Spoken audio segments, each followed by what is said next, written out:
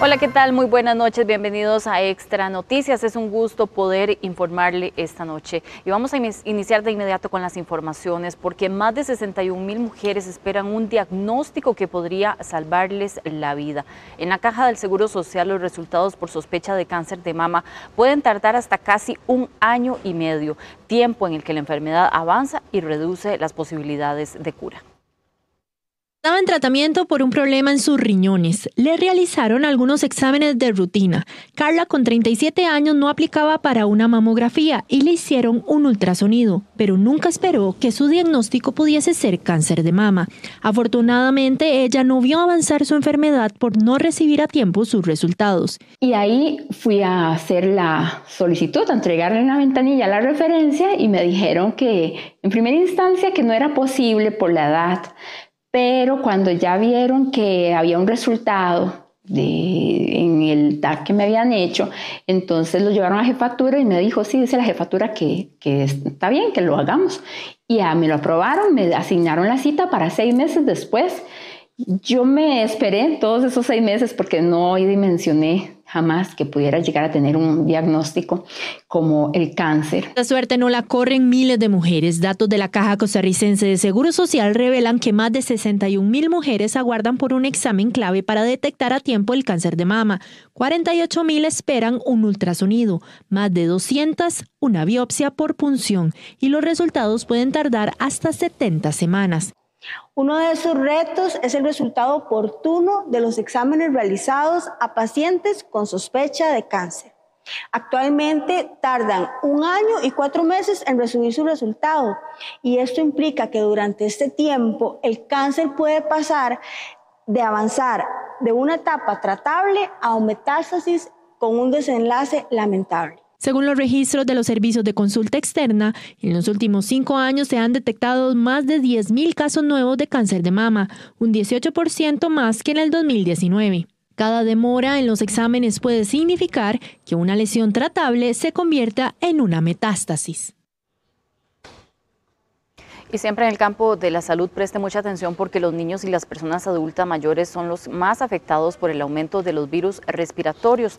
Las autoridades recuerdan que es clave diferenciar una gripe común de una afectación que amerite atención médica oportuna y evitar así saturar los servicios de emergencia de los hospitales.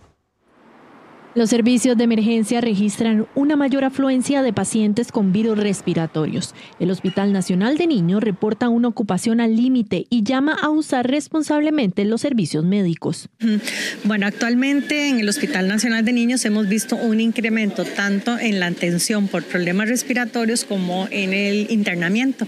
Desde hace 4 semanas sí hemos visto una elevación. Hoy tenemos, por ejemplo, 100 pacientes hospitalizados por problemas respiratorios. 18 de ellos están en la unidad de cuidados intensivos y hay niños que también están usando dispositivos que uno llama más allá de la simple canulita, ¿verdad?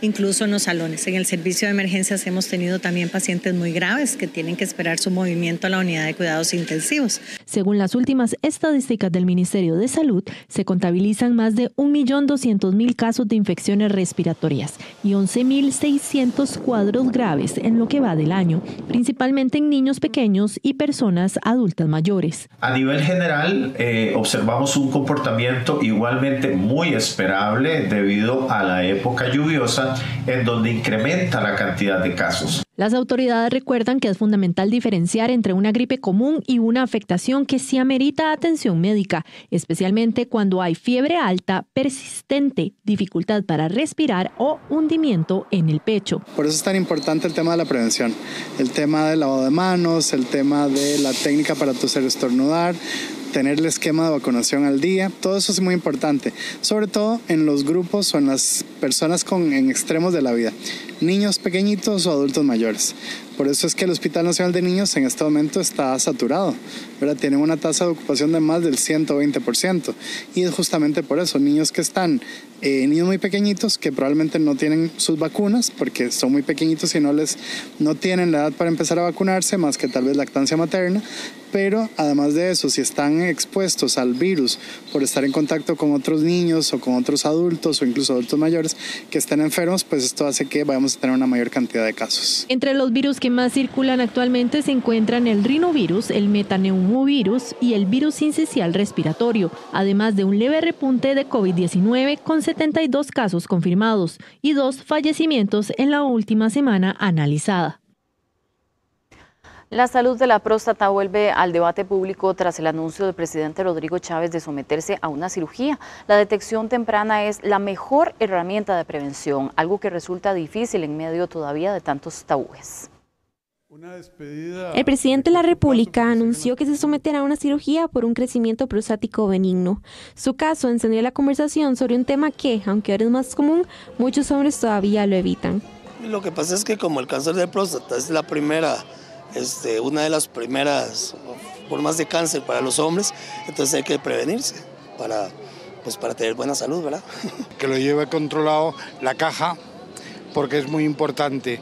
E igual que el cáncer de mama, para la mujer, el cáncer de próstata para los hombres. Ya me recomendaron que antes de que llegue a los 40 me lo haga. La hiperplasia prostática benigna es común entre los 45 y 50 años. No es un cáncer, pero sí puede provocar síntomas molestos y requerir cirugía. El crecimiento prostático benigno se genera internamente. Viene en la parte de adentro de la próstata y para que se entienda, la próstata cierra el caño de la orina y no nos deja, obviamente, ir a orinar correctamente.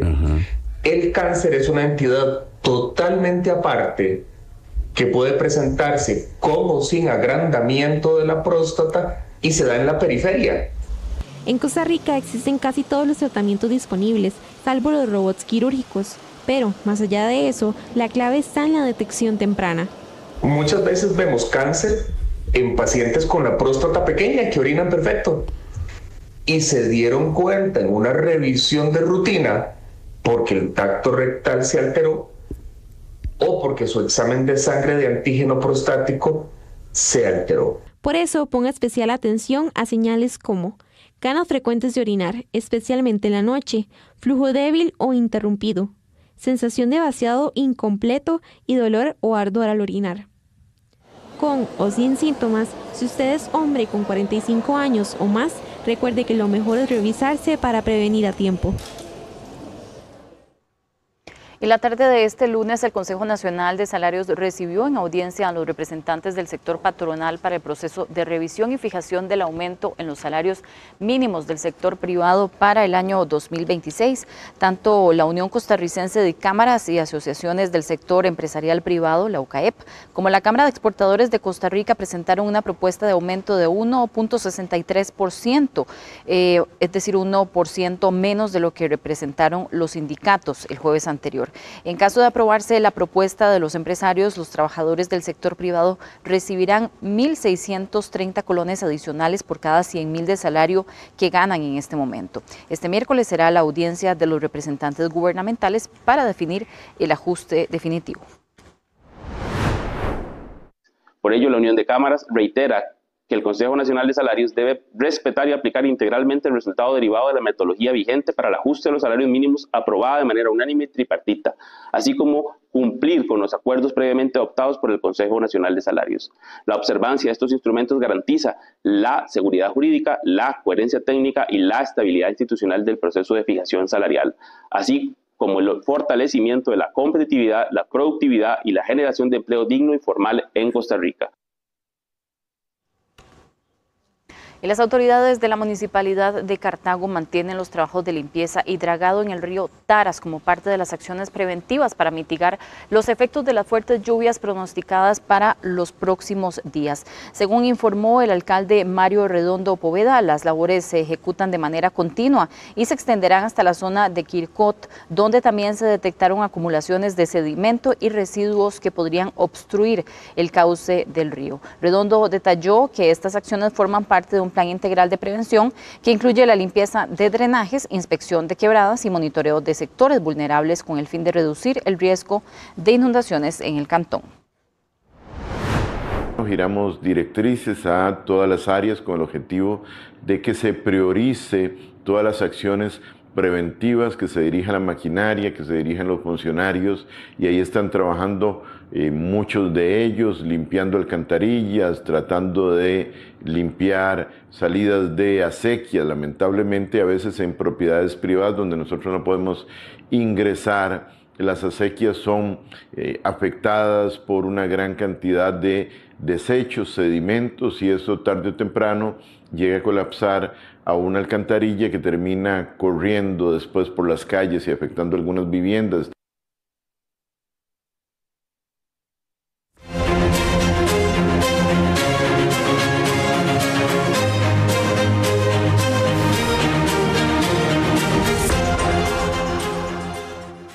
$17 votos en contra hicieron que por segunda ocasión se viniera abajo la iniciativa del partido Unidad Social Cristiana de aplicar la vía ultra rápida al nuevo texto de jornadas laborales conocido como Jornadas 4.3. Para su aprobación se requerían 38 votos, pero solo se alcanzaron 23 a favor. Votaron en contra los liberacionistas Oscar Izquierdo, Dinora Barquero, Alejandra Larios, Catherine Moreira, Rosaura Méndez, Katia Rivera, Pedro Rojas, Paulina Ramírez, Sonia Rojas y Dani Vargas, además de la fracción de Frente Amplio que suma 5 diputaciones, así como las independientes Gloria Navas y Joana Obanto. Es lamentable que nuevamente Liberación y el Frente Amplio votaran en contra de la moción para aplicar el 234 bis al proyecto de jornadas excepcionales. Seguirá el plenario bloqueado, seguiremos conociendo mociones y posponiendo los proyectos importantes para el país, por ejemplo los 34 proyectos de seguridad que están haciendo fila en el plenario, porque no han querido votar, a pesar de que una mayoría de diputados votamos a favor de trasladar este expediente a una comisión. Ellos no quisieron aprobarla y el plenario seguirá secuestrado por el Frente Amplio. La presidenta del Congreso, Vanessa Castro, envió este lunes a los diputados un borrador de la resolución relacionada con el proceso de levantamiento de inmunidad al mandatario Rodrigo Chávez tras la solicitud presentada por el Tribunal Supremo de Elecciones por aparente beligerancia política. Tal como en el caso anterior, se establece la creación de una comisión especial conformada por 3 legisladores que se elegirán por votación con boleta en el plenario. La comisión tendría 20 días hábiles para entregar 1 o hasta 3 informes al plenario y tendría la posibilidad de una única prórroga por el mismo plazo. Al igual que la vez pasada, se requieren al menos 38 votos para quitarle el fuero a Chávez Robles. Queremos socializar el tema para recibir cualquier insumo de tipo técnico o jurídico con respecto a esta misma resolución y con el cuidado debido, ya que se trata evidentemente también de un tema inédito relacionado con el Tribunal Supremo de Elecciones. Y hoy, como parte de nuestro lunes de política, tenemos una invitada especial para hablar acerca de las incidencias, sobre todo en el área de la comunicación que han trabajado los candidatos en estos últimos días. Se encuentra con nosotros Katia Benavides, analista política, a quien agradecemos como siempre su presencia en esta mesa de análisis. Katia, muy buenas noches. Hola, muy buenas noches. Encantada de poder compartir con ustedes este momento. Katia, bueno, hemos tenido distintas noticias. La semana pasada fue de conferencias de prensa, de presentación de planes electorales, de planes de campaña, de muchísimo análisis, pero queremos ir desmenuzando con usted cómo ha sido este comportamiento, iniciando con el tema de la comunicación. Si tuviera que hacer una valoración a nivel general, luego podemos ir mencionando algunos de los candidatos, pero a nivel de comunicación, ¿cómo valora usted estos primeros inicios de esta semana, sobre todo con esta presentación de planes de campaña y estas incidencias de estos últimos días? Bueno, lo primero que tenemos que decir es que a pesar de que tenemos muchísimas semanas de estar en campaña, no estamos en campaña política todavía porque no ha calentado. Tenemos que recordar que el pasado 17 de octubre los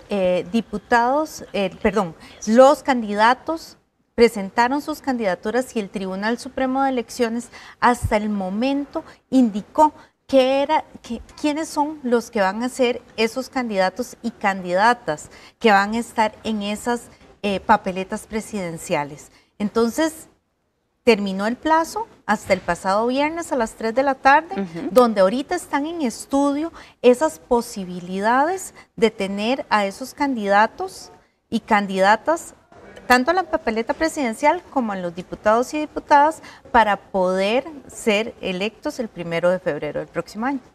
Katy, podríamos decir de lo que estamos viendo que usted lo decía que tal vez no calienta, pero que probablemente a estas alturas de la campaña probablemente esperábamos un poco más agresivas esa publicidad o esas propuestas de comunicación. Bueno, yo consideraba que iban a ser más activas. Iban a empezar a darse a conocer a la ciudadanía, porque efectivamente tenemos un patrón donde todavía tienen muchísimo que darle a conocer a la ciudadanía. Hay personas que no saben quiénes son esas papeletas que van a estar encabezando tanto las papeletas presidenciales como las diputadiles. Entonces, ese es el periodo para darse a conocer como tal. Y no tenemos esas propuestas, no se dan a conocer, no sabe quiénes son, y ese es el techo donde pueden subir o bajar, y eso se refleja también en las encuestas, y eso es importante para poder después poder hacer un segundo plano de la campaña, donde empiecen a ya hablar por el fondo de las propuestas, de lo que vienen a dar, de cómo van a solucionar los problemas que tenemos, donde se empiezan a diferenciar entre sí, porque hay que reconocer y hay que indicar que ahora la ciudadanía estamos en un momento donde lo que vamos a decir es a quiénes vamos a descartar. De aquí a diciembre vamos a descartar cuáles son esas personas que por las que no vamos a votar. Y a partir de ese momento se empiezan a dar esos cambios dentro de la elección presidencial, donde tratamos de identificar a quién le vamos a dar ese voto. Y estos meses vienen a ser muy importantes para definir cuál va a ser nuestra elección en ese momento. Katia, y podríamos mencionar acerca de, vamos a ver, hasta el momento casi que las estrategias se han centrado en ir contra el partido oficialista. ¿Qué tan beneficioso y perjudicial es? Porque, vamos a ver, muchas percepciones y lo que se ve es que esto podría más bien fortalecerlo todavía más en lugar de debilitarlo. Viene a ser un tema sumamente importante por el tema de la veda electoral. Lo primero que tenemos que recordarle a nuestra audiencia es que existe la beligerancia política, donde... Que además ha sido todo un tema, ¿verdad? Es todo un tema, pero además eso siempre se ha dado. O sea, siempre están, o sea, los funcionarios públicos que tienen beligerancia política la tienen durante todo su nombramiento. Eso no es algo actual, eso no es algo que empezó el 1 de octubre, eso es algo que siempre en el momento en que asumieron el cargo lo tienen. Okay. No pueden tener partido político, no pueden responder a, digamos, intereses partidarios, no pueden hablar en función de un partido político porque pertenecen a una representación, tienen una investidura como funcionario político, que eso es funcionario público, que eso es importante, con excepción de los diputados en este caso. Y si nos vamos a los funcionarios públicos que son de la Asamblea Legislativa, también tienen esa beligerancia política durante su periodo de horario laboral. Entonces, eso viene a ser un tema relevante. Pero también tenemos que entender que existe la veda política. ¿Qué significa esto? Okay. Que las instituciones públicas no pueden utilizar sus espacios oficiales para demostrar logros o perjudicar o beneficiar a un partido político. Y en eso es lo que nos tenemos que cuidar. Entonces, eso por un lado. Por el otro tenemos la actividad de los partidos políticos. ¿Qué es lo que quiere decir el tema de la actividad de los partidos políticos? No pueden pueden hacer cualquier anuncio, cualquier actividad, pero tampoco se pueden cobijar ¿Y qué es lo que han hecho los partidos políticos de oposición?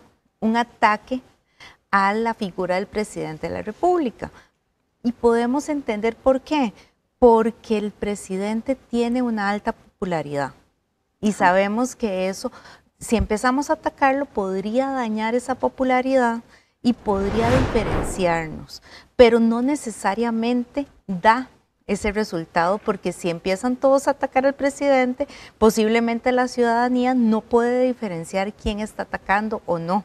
Y ahí es donde empieza el debate político y la comunicación política, porque yo soy de las que creo que tiene que haber una diferenciación importante en relación a las propuestas que se den, en relación a la propuesta, esa propuesta que dan para solucionar los problemas que todos vivimos a diario, que puedan ser una diferencia, que los pueda identificar como tal para poder ser una opción para el próximo 1 de febrero.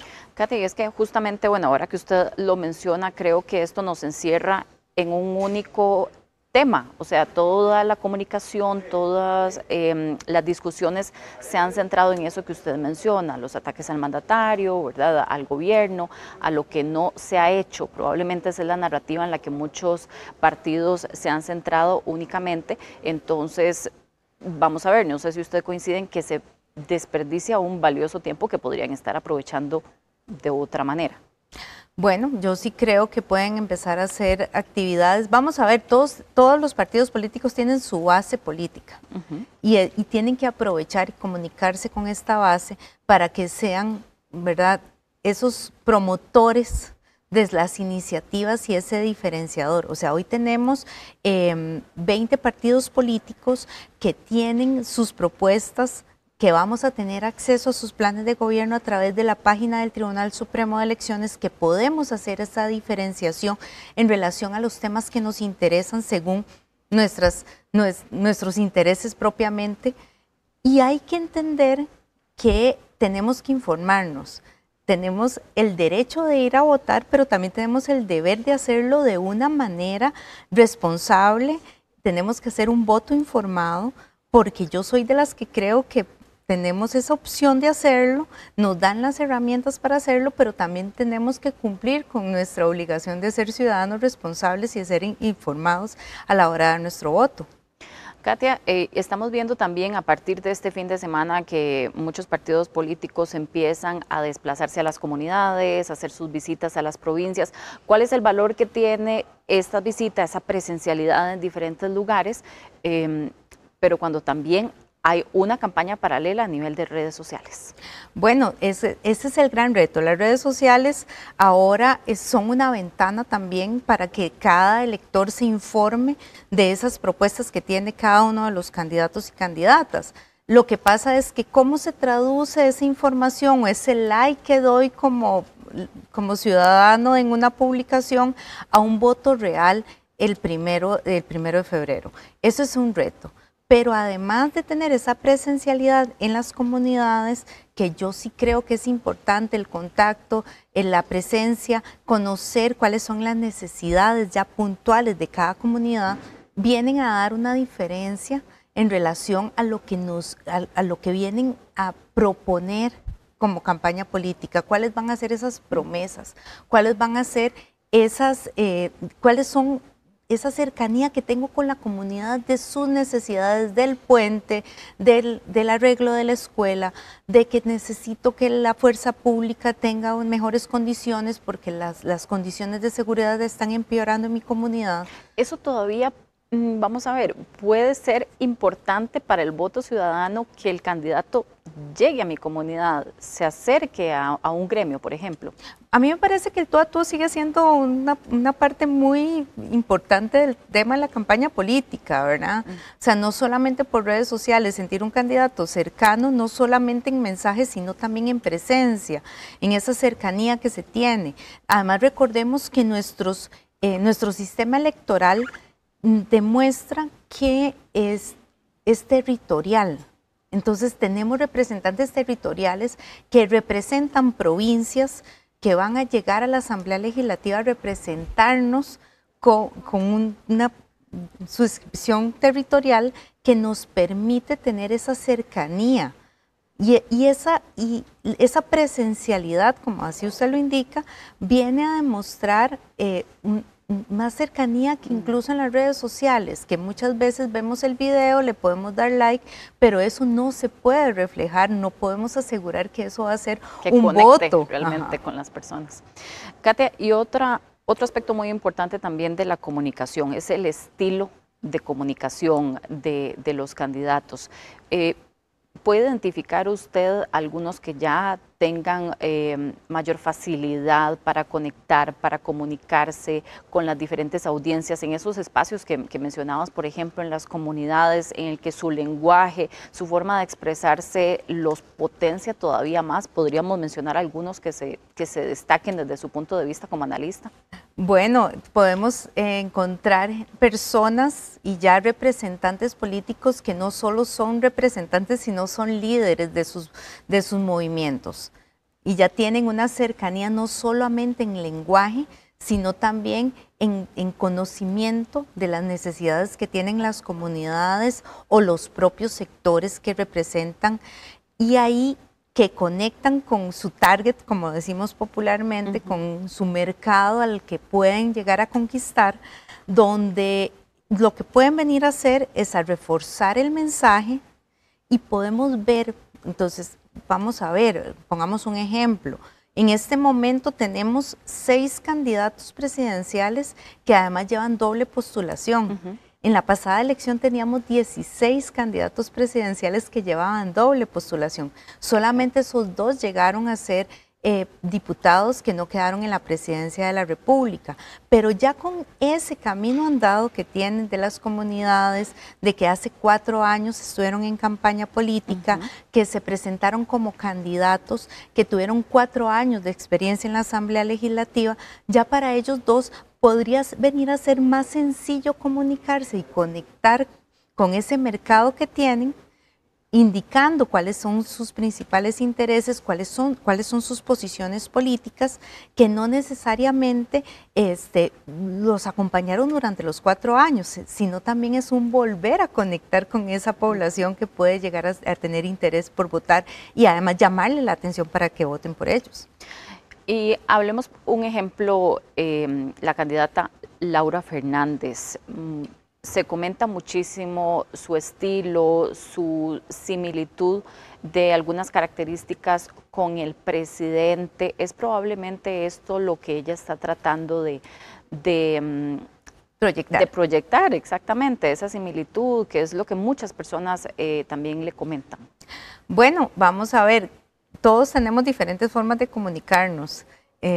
Yo sí soy de las que considero que doña Laura está construyendo y está en el proceso de construcción de la forma de comunicarse con su electorado, con su mercado, con toda la ciudadanía para demostrar cuál es su propuesta para llegar a ser una opción viable para el próximo 1 de febrero.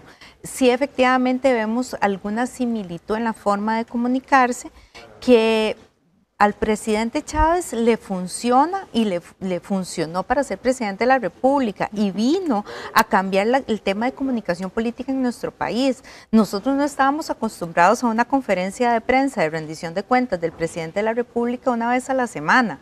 Es un estilo muy propio, además. Es un estilo muy propio. O sea, recuerdo que cuando estábamos en época de pandemia, don Carlos Alvarado sí hizo conferencias de prensa para anunciar las medidas que tomaba en relación a la pandemia, pero estábamos en un hecho extraordinario y muy diferenciado a nivel mundial, donde esa comunicación política de don Carlos Alvarado cambió en esa coyuntura.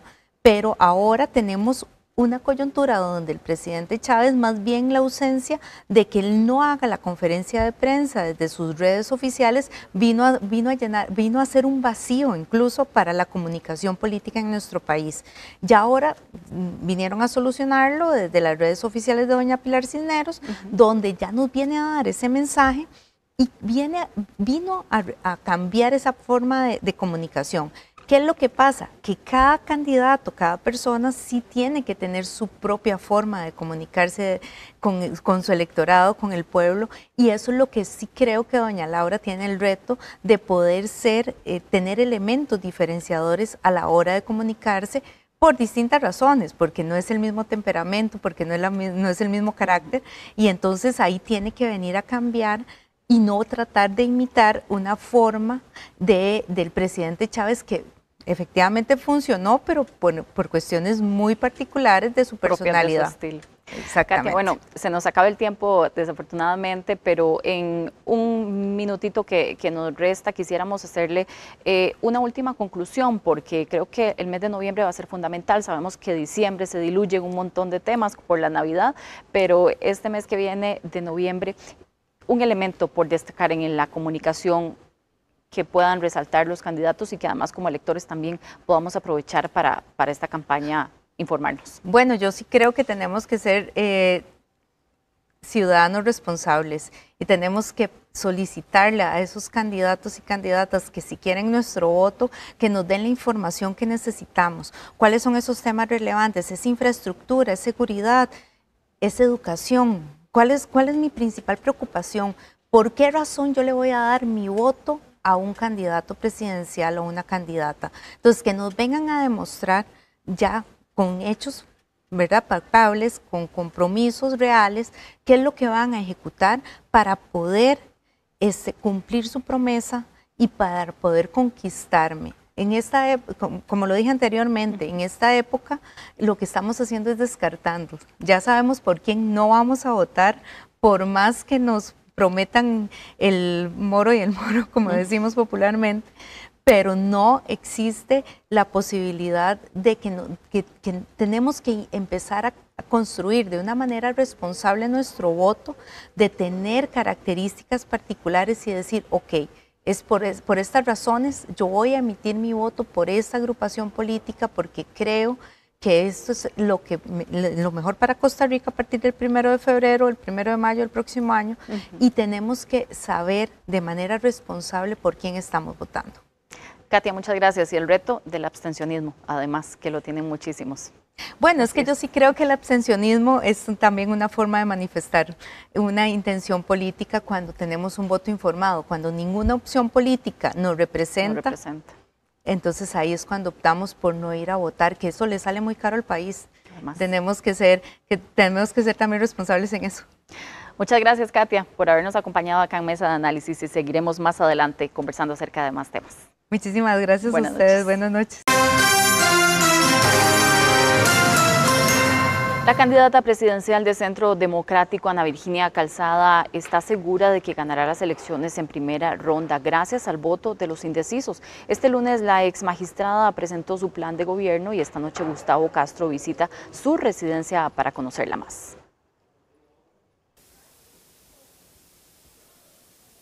¿Qué tal? Buenas noches, amigos. Así es, continuamos en esta ruta por conocer más a fondo y más allá del panorama político a los candidatos presidenciales. Hoy estamos en la provincia de San José para visitar y tocar la puerta de la candidata Ana Virginia Calzada, quien de hecho fue una de las personas que se integró de últimas, podríamos decirlo, o en la recta final, a esa papeleta que usted tendrá en sus manos en febrero próximo. Vamos a tocar la puerta de la señora Calzada, que recordemos fue magistrada de la Sala Constitucional, un puesto bastante importante en nuestro país. Señora Calzada, buenas noches, ¿cómo está? ¿Qué tal? ¿Cómo está? Placer saludarla. Igualmente, adelante, por favor. Muchísimas gracias. Venimos a conocerla un poquito más, ¿le parece? Claro que sí. Perfecto. Pero antes de ingresar ya a lo interno precisamente de su vivienda, vamos a conocer en el siguiente video un poquito más sobre quién es esta candidata. Ana Virginia Calzada Miranda nació el 30 de marzo de 1953, hija de Juan Rafael Calzada y Emilia Miranda. Fue magistrada de la Sala Constitucional y ahora es candidata del partido Centro Democrático y Social. Se divorció en 2 ocasiones, es madre de familia y abuela. Ahora sí, amigos televidentes, estamos ya dentro de la vivienda de la señora Calzada. Acá es donde ella desayuna y muy amablemente nos ha permitido, como muchos otros candidatos, también el ingreso a lo más íntimo de su hogar para conocer más allá de la figura política. A todos los candidatos le hemos generado esa invitación, como ya ustedes lo han visto, muchos han aceptado y les agradecemos, otros no nos han respondido. pues parte de la democracia sin duda alguna. La señora Ana Virginia Calzada Miranda es candidata del Partido Centro Democrático y Social, un partido que, si bien es cierto, tiene una trayectoria de al menos una década, es debutante en elecciones nacionales. Ella fue magistrada, como lo mencionaba yo antes, de Sala Constitucional, y entre sus datos nació un 30 de marzo, cumplió recientemente 72 años de edad, y le decía yo que para mí es una fecha muy agradable porque también es el cumpleaños de mi señora madre, a quien le mando un saludo, hija de Juan Rafael Calzada y Emilia Miranda, y precisamente, bueno, tuvo 2 matrimonios, producto de ello 2 hijos, 2 hijas y 11 nietos. 11 nietos. Cuénteme, para empezar, esa parte tan linda de disfrutar de 11 nietos. Sí, pues sí, vieras que la experiencia de ser abuela es una experiencia increíble porque además de que uno ama a los hijos, cuando tiene los nietos, los ama yo creo que más, porque además no son responsabilidad de uno, ya uno no tiene que educarlos, ya no tiene que regañarlos. Yo tengo un rotulito que dice: lo que pasa en la casa de la abuela, en la casa se queda. Entonces aquí mis nietos saben que pueden hacer... Hay un pacto. Hay un pacto entre nosotros. Usted no dice, nada. Esto es inconstitucional. No, nada, no se vale. Para nada. Dentro de esto, bueno, 4 hijos, ya lo mencioné, 11 nietos, y por ahí escuchamos tal vez de fondo a Balú, su perrito. Balú es el nuevo hijo de la familia. Tiene 4 meses y es el que me acompaña. Porque finalmente, bueno, usted vive sola, ya lo mencioné, tuvo 2 matrimonios, 2 divorcios, y yo le he contado a usted fuera de cámaras que yo también he pasado por esa experiencia, que tal vez no nos enorgullece, pero tampoco nos avergüenza porque a veces hay que tomar decisiones. ¿Cómo lo analiza usted? Igual, correcto. A veces en la vida hay que tomar algunas decisiones que no son tan bonitas, pero son sanas.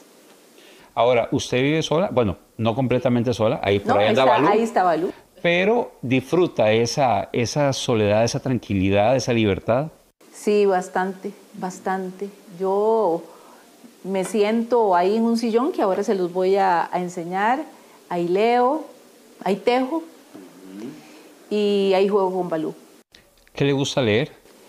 Casi todo lo que leo tiene que ver con, bueno, algunas cosas que son lógicamente de autoayuda, otras son novelas. A veces, de vez en cuando, leo cosas que tienen que ver con la política. Ahora trato de leer menos de derecho y me dedico más a una lectura más agradable en esta etapa de mi vida. Esto de tejer, yo siento que lamentablemente las nuevas generaciones no lo conocen, lo practicaban más en otro momento. ¿Usted lo hace de manera profesional, como aprendiz, por hobby? No, que va. Por hobby y no ni profesional. A veces, de vez en cuando, mis nietillas me piden alguna cosita y yo trato de hacérselas. Lo que pasa es que prácticamente hasta ahora, después de que me pensioné, he tenido tiempo de hacer ese tipo de cosas. Antes no tenía tiempo de absolutamente nada. Dentro de eso, señora Calzada, cuénteme, por favor, ahora que estamos en su casa, ¿cómo es un día normal? ¿A qué hora se levanta, etcétera? Bueno, ahora con Balú me tengo que levantar a las 5, 5 y media de la mañana porque tengo que sacar al perrito. Me quedo con él un ratito y después vengo aquí a esta cocina, aquí me pongo la cafetera y ahí tengo la prensa, me hago mi café. Yo soy amante del café. Yo también. ¿Cómo debe ser ese café para que usted lo disfrute? Bueno, yo el café lo hago en prensa. Entonces lo dejo reposar un poquito y después, ya que el café ha reposado unos 2 minutos, estripo la prensa. Y después me voy ahí al sillón ese, el famoso sillón, y ahí me tomo mi cafecito. ¿Bien caliente? Bien caliente. ¿Negro con leche? Le pongo leche de coco porque tengo una intolerancia a la lactosa. ¿Con azúcar, sin azúcar? Sin azúcar. Y así lo disfruta. ¿Qué más se come? ¿Qué acompaña el café? ¿O el café es como un abrebocas? El café es como lo primero que necesito en la mañana. Después vengo y con calma me hago primero le doy de comer al perrito Y una vez que ya yo he terminado de hacer todas las cosas con él, vengo, me hago un huevito, como fruta. Si tengo gallo pinto, como gallo pinto, me encanta. Buena tica. Buena tica. Y bueno, ahí tengo unos platanitos maduros que a veces los hago, entonces me los como con el gallo pinto en la mañana. Y después ya me voy y me alisto y hago algunas cosas en la mañana. Luego vengo, me hago el almuerzo. Ok, ahora, ya prácticamente en la parte final de este segmento de la entrevista, y ya lo hablábamos, hay muchas opciones. Y usted tiene la confianza en que va a ser usted la próxima presidente, la segunda mujer en este caso, después de Laura Chinchilla en 2010-2014. ¿Pero por qué votar por usted? Primero que nada porque tengo la experiencia, tengo el conocimiento, tengo la voluntad de hacer las cosas bien y yo sé de liderar. Perfecto. Y es además de que es el momento de las mujeres para gobernar. Le agradezco, señora Calzada. Hay una tercera parte que también disfrutamos mucho cuando hacemos esta dinámica. Y por cierto, que ya también vamos a conocer a Balú, el perrito que lo escuchamos ladrando y también lo escuchamos como ese llantito que tienen los perritos cuando todavía están cachorros. Vamos a ir a la tercera parte de esta dinámica, pero antes vamos a conocer cuál es la bandera que representa precisamente nuestra invitada. Bueno, más bien nosotros somos los invitados en su casa y le agradecemos mucho, pero nuestra invitada en este espacio de mesa de análisis, la señora Calzada. Veamos. Esta es la bandera del Partido Centro Democrático Social, fundado en 2012. El presidente del Comité Ejecutivo Superior es Emilio Arias, el secretario general es César López y la tesorera es Urania Chávez. Parte final, ya ustedes saben, le pedimos a los candidatos que nos lleven a un rinconcito de su casa que les guste, que disfruten, que tenga un significado especial y les preguntamos por qué. La señora Calzada me trajo a esta salita donde tiene la pantalla, probablemente aquí disfruta de Extra Noticias, de mesa de análisis. Acá tiene algunos libros, ya nos comentó en la entrevista que es lectora. Y acá el rincón preferido de ella y el protagonista que ustedes querían conocer. Balú, vean qué belleza de cachorrito. ¿Qué tal? Cuénteme, señora Calzada, por favor. Bueno, este es el lugar de mi casa que yo siento como más acogedor, porque aquí todas las mañanas me tomo el cafecito. Aquí tengo también libros, ahí tengo poesía, tengo a Benedetti, tengo a Vargas Llosa, que me encanta. Señora Calzada, le agradezco muchísimo su amabilidad. Gusto. Muchísimas gracias. Balú, un gusto conocerte. Bien, es parte entonces, ahí está Balú jugando con la señora ex magistrada y ahora candidata presidencial. El reporte de hoy desde la provincia de San José y volvemos hasta Llorente, en Tibás, donde están ubicados los estudios centrales de Extra Noticias y por ende de Mesa de Análisis. Compañeros.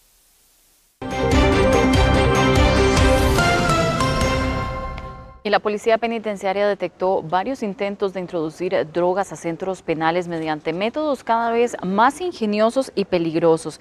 En la cárcel de mujeres Vilma Curling, un visitante de apellido Murillo fue sorprendido con 1.65 gramos de aparente marihuana ocultos dentro de confites tipo popis destinados a una privada de libertad. La encomienda fue decomisada y el responsable trasladado a la Fiscalía de Flagrancia de San José. Otros casos recientes incluyen en la Gerardo Rodríguez, un visitante de apellido Naranjo, quien llevaba casi 71 gramos de aparente marihuana ocultos en su cuerpo. En Luis Paulino Mora, una persona de apellido Córdoba Meneses cargaba 151 gramos de marihuana, mientras que otra de apellidos Quiroz Campos portaba 275 gramos de marihuana y cocaína. Un tercer visitante en el mismo centro fue sorprendido con 156 gramos de aparente marihuana también escondidos en el cuerpo. Todos los responsables fueron puestos a disposición de la Fiscalía de turno, donde se tramitará el proceso legal correspondiente. Las autoridades penitenciarias advierten que estos decomisos son constantes.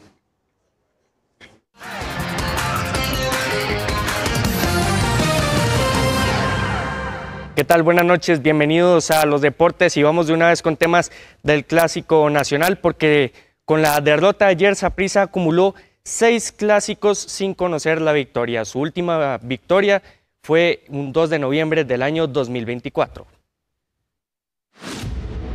2 de noviembre del 2024. Fue la última vez que Saprissa logró adjudicarse 3 puntos en un clásico nacional. Aquella noche en la Cueva estuvo marcada por la lluvia y los 3 goles que el monstruo le logró marcar a su rival. Pero casi un año después, la historia es completamente diferente. Yo creo que todos los partidos hay que ganarlos. A nosotros eso nos enseñaron. Y yo nací deportivamente hablando en la Casa Morada. A nosotros siempre nos enseñan a ganar, pero estas situaciones se dan.